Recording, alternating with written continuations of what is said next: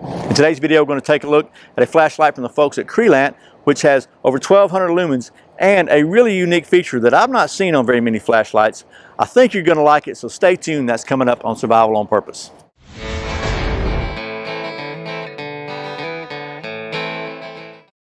Welcome back to Survival on Purpose. My name's Brian. Thanks for joining me.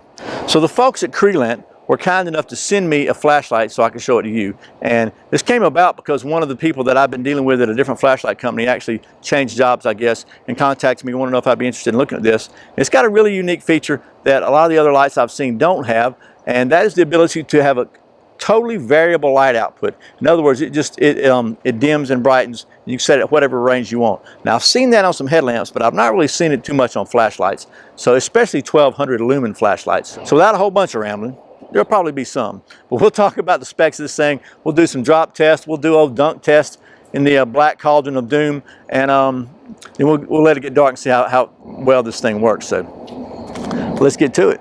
Okay, so once again, this is the Crelant 7G3CS. Don't ask me what that means.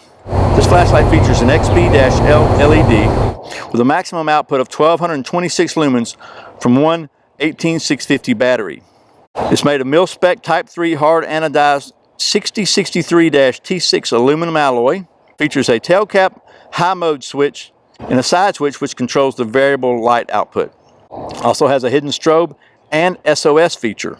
The lens is toughened ultra clear glass, features an orange peel reflector, stainless steel bezel, is IPX8 waterproof, and is drop resistant to 1.5 meters. Okay, so that's some of the specs and details of the Crelant 7G3CS flashlight. So let's talk about how you operate this thing and the user interface, and then we'll get to doing some more flashlight stuff. So first of all, I really like the way this thing works. You've got two controls. You've got a tail switch button and you've got a side switch. You turn it on and off with the tail switch. So you turn it on, it comes on immediately to high, which is 1,226 lumens, which is going to be good for an hour and 55 minutes with a 18650 battery, about an hour and 48 minutes with two CR123s. So you turn it off, there you go. You turn, if you want it just high, you can just turn it on and off. You can also momentarily push it, and just, when you push it in, it comes on and off. So that's one mode of operation, just turn it on high. If it's off from that button, nothing happens when you push the side button. However, you push the tail switch button now. See, I told you there was going to be some rambling, by the way.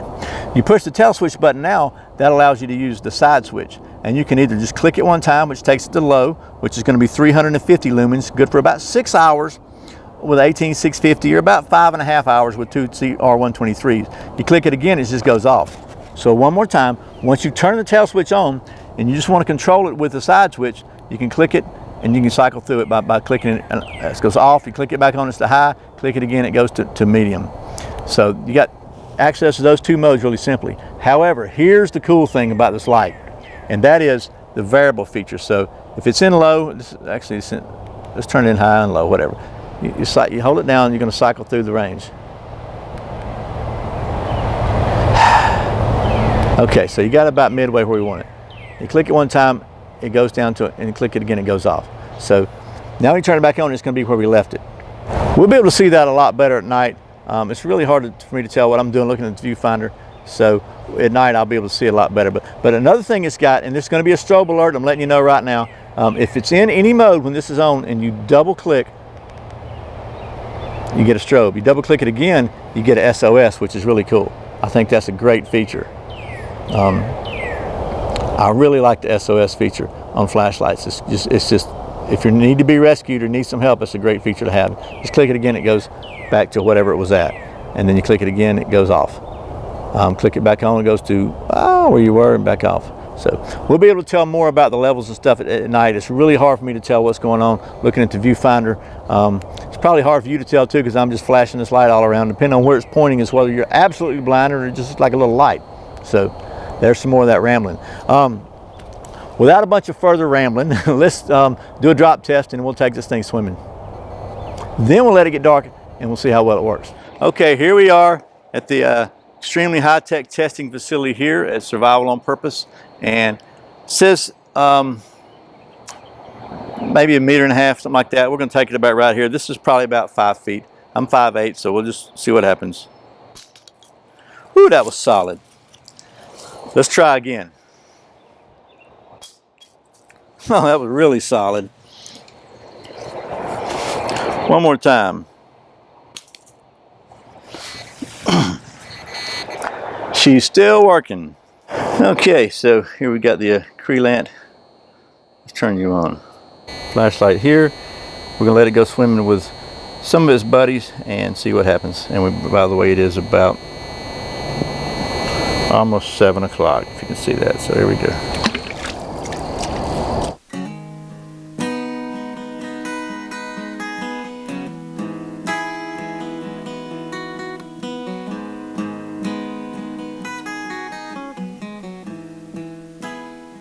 Okay, so here is the Crelant 7G3CS at night, and I'll go ahead and take a look. I've got the instructions here so I can actually look at them hopefully and get all this right. So when you click the tail cap button, that gives you 1226 lumens. You see that 1226 lumens is doing a pretty good job of throwing a lot of light out into the outdoor studio here at Survival on Purpose. And I can tell you, as always, in the real world, it is a lot brighter and opens up. This looks like it's pretty narrow spot here on the camera. In the real world, it's a much broader field of light. Click it down one time, that takes it to 350 lumens. Doesn't quite throw as well out there into the distance. If you look down into the closer area, it does really good. And then, but it still does okay out there. Let's check out the variable light feature. So we click the tail caps at the back and get it to reset it to the 1226, and then just hold it down for a minute. As we hold it down, you can see it starts dimming just a little bit, and as it dims, it goes down to the end. And then you click it again, it goes. Now it starts brightening back up again. So it seems to take it just a minute to go through the cycle. When you first hold it down, it takes it just a minute to really start changing, and now it started changing. So it probably takes a good second before it really starts doing anything. But what's cool about it is now that we've got it, let's hold it down all the way to the end and let it come back up. So we got it about halfway up or so. Now if you turn it off, you click it twice really. The first time you click it, it kind of sets it. The second time it turns it off. You turn it back on, it comes on to the same brightness you had it before, which is really cool. And then you hold it down and let it get really dim. We'll hold it down, keep holding it down, it goes all the way back up to the bright again. And then we click it one time and then turn it off. When you click it back on, it comes on to whatever you had it. So I'm not sure what that lumens level is from that first click that kind of sets it, but it seems to be a medium lumen. So now let's try the strobe. And we'll try the SOS.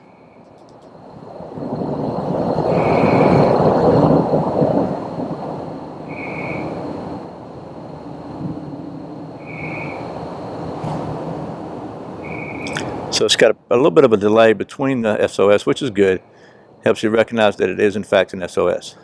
So that again is the Crelant 7G3CS. I think did a pretty good job. Took a little getting used to the adjustment when you go into the variable power mode. It takes it just a second before it really starts adjusting, and then it's every now and then it seemed to adjust very quickly. But once I started really doing it, and I guess maybe it got broke in, which makes no sense, I know, with electronics, but as maybe it was me that got broke in. But as I got used to doing it, pretty much it takes a second, then it starts going all the way down to the dimmest level, to basically almost off.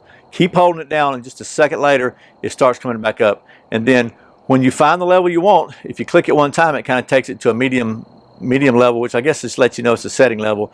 Click it again, it turns off. When you turn it back on, it was wherever you stopped. So, I mean, I think it's a really cool feature, the fact that it gives you a variable light output. Most lights that I'm familiar with don't do that. There's probably a few, but not many. I've got some headlights that do, but it's the first 1200 lumen light I've seen that does that.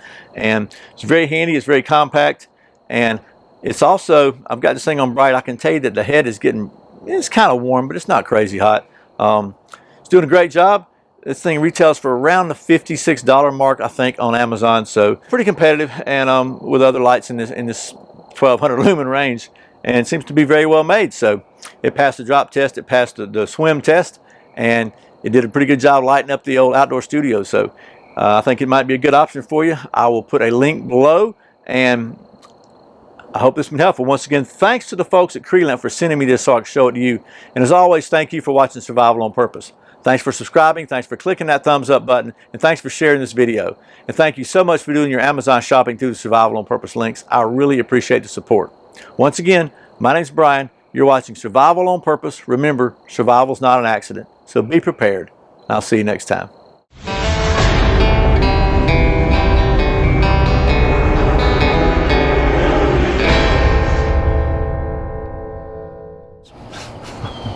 I'm still getting used to having a user interface on the flashlight, which is